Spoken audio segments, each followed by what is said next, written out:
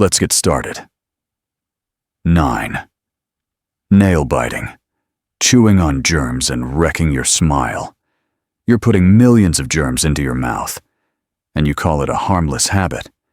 You bite your nails while waiting for your computer to boot. You bite your nails while reading emails with nothing new. You bite your nails when food delivery is 20 minutes late. You bite your nails while staring at the TV, not knowing what you're watching. No specific reason, just the steady, quiet rhythm of chewing. Fingernails carry more bacteria than a public toilet seat. You touch the office doorknob. You scroll the mouse all day. You hold the phone that once hit the restroom floor. Then you put that hand in your mouth. The bacteria enter through your gums, your digestive tract, your airways. They don't get destroyed in time. They multiply. They cause disease. A chipped front tooth is the easiest way to spot a nail biter. Dentists don't need to ask. They just look. The enamel breaks down. The gums get inflamed. Sometimes the infection goes deeper, into the bone. If the skin around the nail is torn, bacteria enter directly. Some people end up with pus-filled fingers. Some need hospital visits, incisions, and IV antibiotics. You don't bite your nails because you enjoy it. It's a subconscious reflex to manage anxiety. Your brain gives the order before you're aware of it. The repeated act creates a fake relief loop, like a silent sigh. You don't want to, but you don't stop. Adults hide their hands in photos, not out of shame, but because the skin around their nails is calloused. Their nails are broken, and they've gotten used to not stopping. You're feeding bacteria with your own hands, and you'll put them back in your mouth right after this video ends. 8. Stifled sneezes. Tiny head explosions. You try to be polite for 1 second, and you create a tiny explosion inside your skull. You hold in a sneeze during a meeting. You hold in a sneeze on a crowded subway. You hold in a sneeze in an elevator next to someone. You pinch your nose. You clench your throat. You feel a small tremor in your head. You think you just avoided disturbing others. A sneeze can reach speeds over 100 miles per hour. That force is meant to go out. When you trap it, all the pressure rebounds. It floods into your eustachian tubes. Your eardrums aren't built to take punches from the inside. One strong sneeze can tear them. You lose hearing temporarily or permanently. Tiny blood vessels in your nose and eyes can burst. Your eyes turn red like you haven't slept in days. Some cases report air trapped under facial skin. Some break their nasal bone from internal pressure. That's the price for being polite for 3 seconds. You do it every day. You don't remember when you started. But every time you're about to sneeze, you stop yourself. Your body is trying to eject something, and you block it. Over and over. For years. No one taught you to do that. You just figured it's the right thing. No one hears you hold it in. But your skull does. You'll keep holding it until something inside your skull finally bursts. 7. Q-tips, the ear canal assassins. You use Q-tips to clean your ears, but you're pushing everything in the wrong direction. You dig your ears after a shower. You dig your ears before bed. You dig your ears when they feel just slightly off. You feel lighter afterward. You think you did something right. You think it's self-care. Ears clean themselves. Earwax moves outward with jaw movements from chewing and speaking. You use the Q-tip like a plunger. You push the wax deeper. It builds up inside. It blocks your ear canal. It reduces your hearing. It makes your ears ring for hours. Some people feel dizzy after digging. Some go to the doctor for unexplained headaches. The doctor finds a compressed plug of wax. It has to be suctioned out. Some end up in the emergency room. The eardrum is as thin as plastic wrap. One slight poke. It tears. It bleeds. You hear buzzing for weeks. If there's a scratch in the canal, bacteria from the Q-tip enter. Earwax keeps moisture and traps bacteria. You create a greenhouse for germs. It becomes swimmer's ear, then spreads inward. You need eardrop antibiotics for 10 days. You stop digging. Then you start again. ENT doctors have a saying about Q-tips. Q-tip keeps ear doctors in business. You think you're cleaning.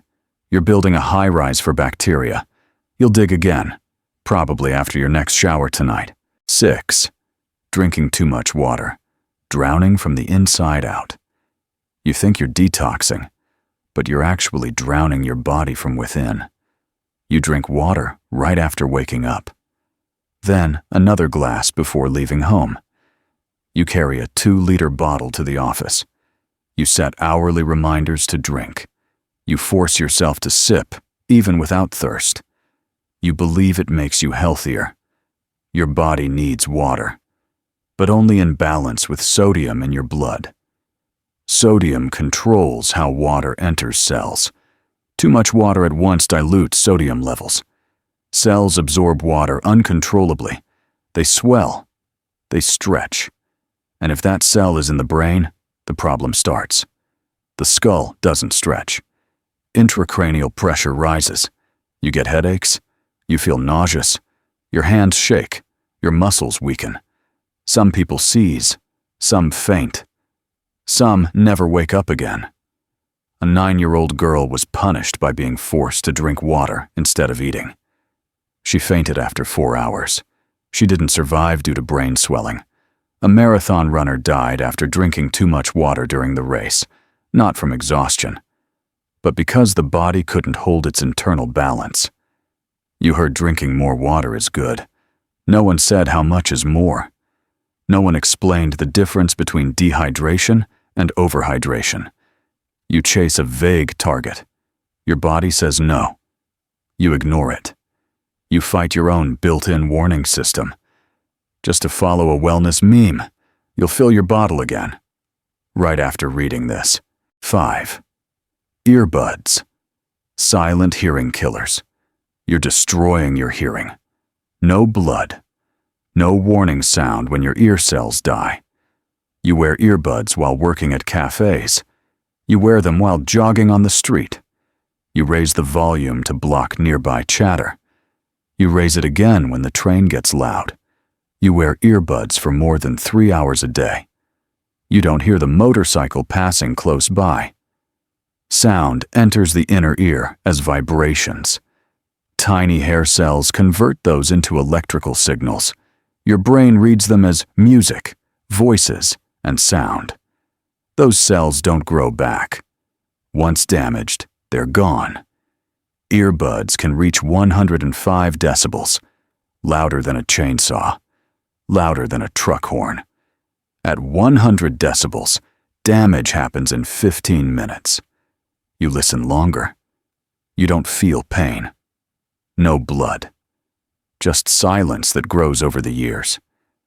Some people in their 20s hear like they're in their 50s. Some can't hear whispers in a quiet room. Some sleep through fire alarms. No one warns them.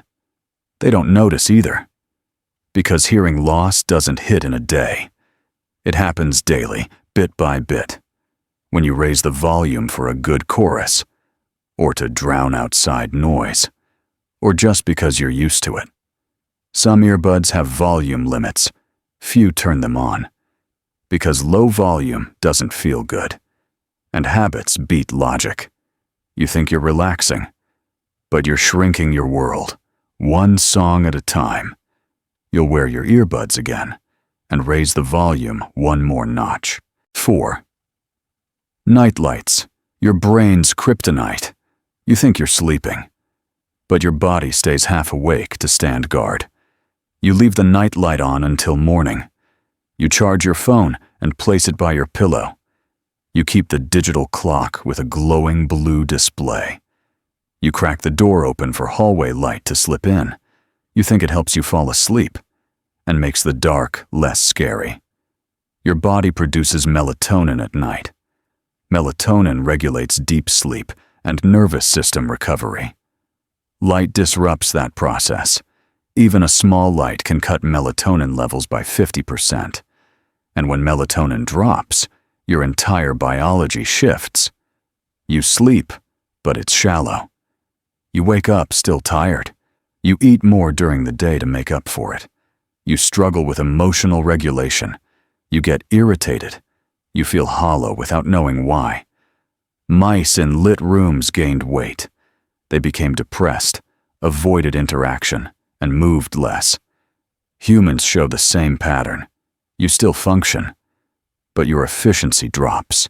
Your ability to self-regulate drops. Your motivation drops. There's no alarm for this. You think the small light is harmless, but your hormones don't measure brightness. They only recognize the presence of light, and they adjust everything accordingly. You sabotage part of your sleep every night, just to feel safer with your eyes closed. You'll leave the light on again, because you're used to being exhausted every morning. 3. Sitting too much. The slow killer.